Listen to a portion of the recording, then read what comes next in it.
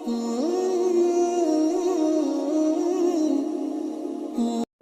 الشيطان الرجيم بسم الله الرحمن الرحيم قل لو كان البحر مدادا لكلمات ربي لنفد البحر قبل أن تنفد كلمات ربي ولو جئنا بمثله مددا. کل بھی عرض کیا تھا کہ آخری آیات جو کریمہ ہیں یہ سورت کا خلاصہ ہے، اور سورت سے محنت کی ہے کس چیز کے اوپر؟ توحید کی اوپر، کہ لوگ کسی نہ کسی طریقے سے توحید کے اوپر آ جائیں. اب اللہ فرماتے ہیں کہ تم اپنے پروردگار کے ساتھ کس لیے شریک ٹھہراتے ہو؟ تیرے پروردگار کے اندر کمی تو کسی چیز کی نہیں، وہ تو کامل الاکمل ذات ہے، اس کے اندر کسی قسم کا کوئی عیب نہیں. تم اس کی خوبیاں دیکھنا چاہتے ہو تو ذریعہ آؤ ہم آپ کو بتاتے ہیں. قل کہہ دیجئے محمد رسول اللہ صلی اللہ علیہ وسلم، لو کان البحر، اگر ہو سمندر، یہاں ایک سمندر مراد نہیں، جن سے سمندر مراد ہے، یعنی یہ جتنا پانی آپ کو نظر آ رہا ہے یا نہیں آ رہا، یہ تمام کے تمام دریا اور سمندر سب کو ملا لیا جائے، جو دنیا کے اندر ہے یا دنیا سے باہر ہے، ان سارے سمندروں کو بنا دیا جائے کیا؟ مدادا، سیاہی، جس کے ساتھ ہم لکھتے ہیں نا قلم کے اندر ڈال کر سیاہی، تو میں ان سب کو سیاہی اگر بنا دیا جائے، لنفد البحر، تو ختم ہو جائیں گے یہ سمندر، یہ سیاہی ختم ہو جائے گی، قبل ان تنفد کلمات ربی، بغیر اس کے کہ رب کے کلمات، رب کی اچھائیاں یہ کیا کریں؟ لکھیں، یہ ختم ہو جائیں گے. آگے اللہ کیا فرماتے ہیں؟ وَلَوْ جِئْنَا بِمِثْلِهِ مَدَدًا، یہ تو یہ اگر ان جتنے اور بھی علم لگائیں، آپ اندازہ نہیں کر سکتے کہ دنیا کے اندر کتنے زیادہ سمندر، جو ہماری نظر میں ہے وہ کتنے زیادہ ہیں، جو ہمیں نظر نہیں آ رہے ہیں وہ کتنے زیادہ ہیں. اللہ فرماتے ہیں جتنے ہیں ان جتنے اور بھی ہوئے ہیں ان سب کو ملا کر سیاہی بنا دیں. اور دوسری جگہ پر ہے کہ سارے کے سارے درخت یہ جتنے بھی ہمیں نظر آ رہے ہیں یا نظر نہیں آ رہے ہیں، ان سب میں سے ایک ذرے کو بھی ضائع نہ کیا جائے، ان سارے کے ساروں کو قلبیں بنا دیا جائے، یعنی قلم نہیں ہوتے سے دکھائی کرتے، درخت ساروں کو قلم بنا دیے جائے، اور سارے کے سارے سمندروں کو دریاؤں کو سیاہی بنا دیا جائے، اور یہ لکھنا شروع کر دیں، تو میں قلم بھی ختم ہو جائیں گے، سیاہی بھی ختم ہو جائے گی، لیکن اللہ کی تعریف نہیں کر سکتے. یہ تمہارا پروردگار ہے کہ چھوڑ کر کس کے پیچھے جا رہے ہو؟ یا اللہ کے پاس کمال کب ہے کہ تم اللہ کی غیر کی طرف جا رہے ہو، اللہ کو چھوڑ کر بتوں سے مانگ رہے ہو، اللہ کو چھوڑ کر اللہ کے اولیاء سے مانگ رہے ہو، اللہ کو چھوڑ کر اللہ کے انبیاء سے مانگ رہے ہو. یا اللہ کے پاس کمال کم ہے؟ فرمایا کہ نہیں، اللہ کے کمال ان گنت ہے، یہ ختم نہیں ہو سکتا. دنیا کے اندر جتنی چیزیں بھی ہیں وہ متناہی ہیں، یعنی ان کی ایک انتہا ہے. سمندر جتنا بھی بڑا ایک جگہ پر جا کر ختم ہوتا ہے. یہ مثال کے طور پر گندم ہوتی ہے نا، گندم آسان سے ساتھ جاتا ہے، گندم کے دانے کھانا مشکل ہے، بہت مشکل ہے، لیکن ناممکن نہیں.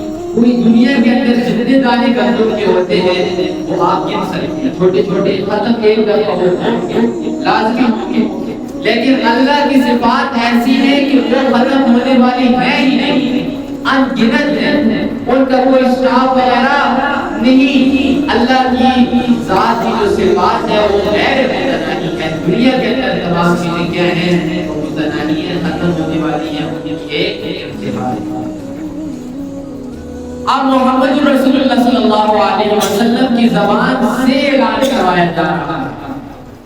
یہ جو میں روز آپ کو تفصیل سے سمجھاتا ہوں کہ اللہ کے علاوہ کوئی بھی دینے والا نہیں، تمام کے تمام جو لوگ ہیں وہ محتاج ہیں، اس کی تفصیل آج پھر آ گئی. رسول صلی اللہ علیہ وسلم کی زبان سے یہاں پر بھی اقرار کروایا جا رہا ہے۔ پہلے کیا اقرار کروایا تھا؟ نفع ولا ضر، اے محمد کہہ دیجیے لوگوں سے کہ میں خود محمد خود فرما دیجیے کہ میں محمد خود اپنی جان سے نفع و نقصان کو دور نہیں کر سکتا۔ میں اپنے لیے نفع کماؤں یا نقصان کو دور کروں میرے ہاتھ میں نہیں۔ پہلا اعلان کروایا تھا یار سے بارے کے اندر، اب یہ دوسرا اعلان کروایا جا رہا ہے، انما صرف اور صرف میں ہوں، انا بشر مثلکم، تمہارے جیسا ایک انسان۔ یعنی جو بشری تقاضے ہیں، جو تمام تقاضے انسانوں کو لائق ہیں، جو انسان جن تقاضوں سے خالی نہیں، وہ تقاضے محمد رسول اللہ کو بھی دیے گئے۔ انسان ساروں کا تقاضا کیا ہے؟ شادی کا ہے۔ محمد صلی اللہ علیہ وسلم نے بھی شادی کی۔ انسانوں کا تقاضا کیا ہے؟ بھوک لگتی ہے کہ نہیں لگتی، کھانا کھاتے ہیں کہ نہیں کھاتے، وہ سارے کے سارے تقاضے محمد رسول اللہ کے ساتھ لگا دیے گئے۔ کمانے کی ضرورت انسان کو ہوتی ہے، محمد رسول اللہ صلی اللہ علیہ وسلم نے تجارت کر کے دکھائی۔ فرمایا بازاروں کے اندر جاتا ہے یہ نبی تو نبی کو نہیں ہو سکتا، رسول نہیں ہو سکتا۔ محمد رسول اللہ کو صاحب قرآن میں بتا دیا گیا کہ اس سے پہلے جو رسول آئے وہ بھی بازاروں میں جاتے تھے، محمد بھی بازاروں میں جائے گا۔ کوئی نئی چیز محمد رسول اللہ کو ہم نے نہیں بھیجا، اسی طرح ہم رسول بھیجتے تھے، یہ نہیں بھیجا۔ جیسے تمام انسانوں کے ساتھ تقاضے ہیں، ایسے ہی محمد رسول اللہ کے ساتھ بھی تقاضے ہیں۔ لیکن محمد رسول اللہ صلی اللہ علیہ وسلم کو افضل اور تمام کائنات کے اندر سب سے بہترین شخص بنا کر بھیجا، تو ان کی ممتاز ہونے کی وجہ کیا ہے؟ وجہ کا بیان ہے، یوحا الیہ، میری طرف وہی جاتی ہے۔ اب یہاں پر پہلے میں ایک دفعہ عرض کر چکا ہوں کہ تمام دنیا کے عام انسان وہ سارے مل جائیں تو ایک رسول صلی اللہ علیہ وسلم کے ادنا صحابی کے درجے کو نہیں پہنچ۔ تمام صحابہ اکرام مل جائیں وہ محمد رسول اللہ نہیں، کسی بھی نبی کے درجے کو نہیں ہوتی، یہ قانون دے دیا ہے۔ تو تمام کی تمام کائنات وہ مل کر محمد رسول اللہ تک نہیں سکتی۔ محمد رسول اللہ کا مرتبہ اللہ نے بڑھایا، لیکن یہ مرتبہ بھی اللہ بتاتے ہیں کہ میرے رسول اللہ کو میرے مرتبہ دیا ہے، لیکن یہ آپ کی طرح کا ایک انسان ہے، ہم نے اسے ممتاز کیا ہے، اس کے ساتھ نہیں کے ساتھ اعلیٰ بنایا نہیں کے ساتھ۔ یہ نہیں ہو سکتا کہ آپ محمد رسول اللہ کو خدا بنا سکتے، ایسا کیسے ہو سکتا؟ فرمایا محمد انسان ہے، انسانوں میں سب سے اعلیٰ ہے، لیکن محمد خدا نہیں، پوری صورت اس چیز پر زور لگا رہی ہے کہ اولیاء خدا مت بناؤ۔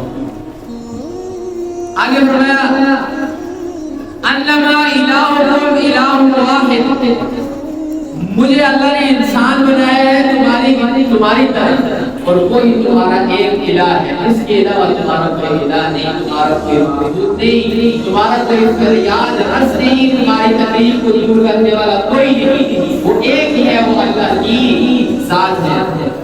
فرمایا فمن کان یرجو لقاء،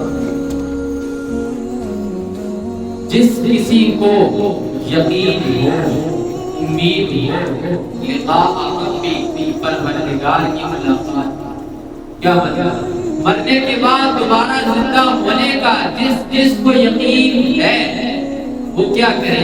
فَلْيَعْمَلْ عَمَلًا صَالِحًا، وہ نیک عمل۔ یہ ضروریات دین میں سے کہ مرنے کے بعد ہم دوبارہ اٹھائے جائیں گے۔ اگر کسی شخص نے اس چیز کا انکار کر دیا کہ مرنے کے بعد ہمیں دوبارہ اٹھایا نہیں جائے گا تو پھر فور کافر ہو جائے گا، پھر اس کے کفر کے اندر کسی قسم کا شک نہیں ہے۔ یہ ضروریات دین میں سے ہے کہ اللہ کی ملاقات کا یقین رکھنا چاہیے، دل میں خیال ہونا چاہیے ہر وقت کہ مریں گے، مرنے کے بعد رب کی عدالت میں رب کے سامنے منہ لگانا پڑے گا۔ فرمایا یہ یقین مومن کو ہونا چاہیے۔ تو ادھر کیا فرمایا جس کو یہ یقین ہے کہ مرنے کے بعد دوبارہ اٹھائے جائیں گے اسے چاہیے فَلْيَعْمَلْ عَمَلًا صَالِحًا وہ نیک عمل حدیث کے اندر آتا ہے کہ جنت کی کنجی کیا ہے ایمان ہے ایمان کے بغیر کوئی جنت میں داخل نہیں ہو سکتا اور اس کنجی کے دندانے وہ اعمال صالحہ ہیں آپ نے دیکھا ہوگا کہ جب کوئی چابی وغیرہ ہو اس کے دندانے موٹے ہو جائیں یا تیز نہ ہو سیدھے نہ ہو ٹیڑھے ہو تالا کھلتا ہے نہیں کھلتا توڑنا پڑے گا اور اللہ کی جنت کے تالے کو بھی توڑ نہیں سکتا فرمایا ایمان جو ہے وہ کیا ہے کنجی ہے اور اعمال صالحہ اس کے دندانے ہیں ایک چیز کو چھوڑ دو گے جنت میں داخل نہیں ہوگی اعمال بھی ضروری ہے ایمان جو سب سے زیادہ ضروری ہے ایمان کے بغیر وہ اعمال کا کوئی تعلق ہی نہیں ہے آپ کے ساتھ ایمان لانا ضروری ہے لیکن خالی ایمان لا کر آپ کہیں گے ایمان لا کر اپنی مرضی سے زندگی گزارو آپ کے من کر کے جنت میں چلا جاؤ ایسا معاملہ نہیں ہے ایمان لانے کے بعد اعمال کرنا بھی کیا ہے ضروری ہے وَلَا يُشْرِكْ بِعِبَادَةِ رَبِّهِ أَحَدًا اور اپنے رب کی عبادت کے ساتھ کسی ایک کو شریک مت ٹھہراؤ تب کامیابی مطلب کب ہے جب اللہ کی عبادت کے ساتھ کسی کو شریک مت ٹھہراؤ رسول اللہ کیا فرماتے ہیں لعن الله اليهود والنصارى اتخذوا القبور انبياء مساجد اللہ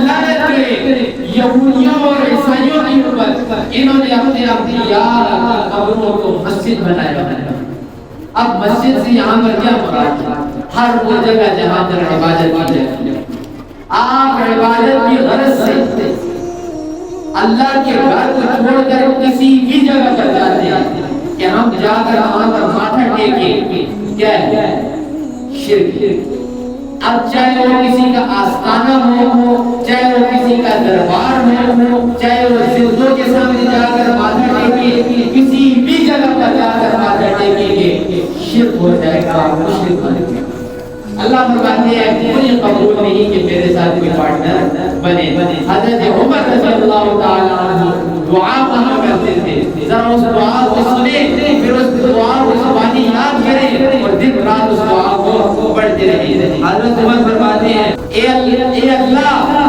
تو بنا دے میرے تمام کے تمام عملوں کو درست ہر عمل کے کرنے کے بعد اللہ سے اس کی درستگی کی دعا بھی مانگا کہ اللہ ہم تو محتاج ہیں ہمارا علم تو ناقص ہے جو عبادت کی ہے اس کے اندر کمی کوتاہی رہ گئی ہے اے اللہ تو اس کو درست کر دے ہر نماز کے بعد دعا مانگی حضرت عمر کیا فرماتے ہیں اللہ میرے عملوں کو درست بنا دے وَلَا تَجْعَلْ لِأَحَدٍ فِي شَيْئًا اور میرے عمل کے اندر کسی کو ذرا برابر بھی شریک نہیں یعنی جو بھی میں عمل کروں وہ تیری ہی رضا کے لیے ہو اس کے اندر میں کسی کو شریک نہ ٹھہراؤں میرے عمل ایسا بننا آگے کیا فرماتے ہیں وہ کیوں یہ دعا کیا کرتے تھے اس لیے حدیث قدسی کے اندر آتا ہے انا اغنى الشركاء عن الشرك اللہ فرماتے ہیں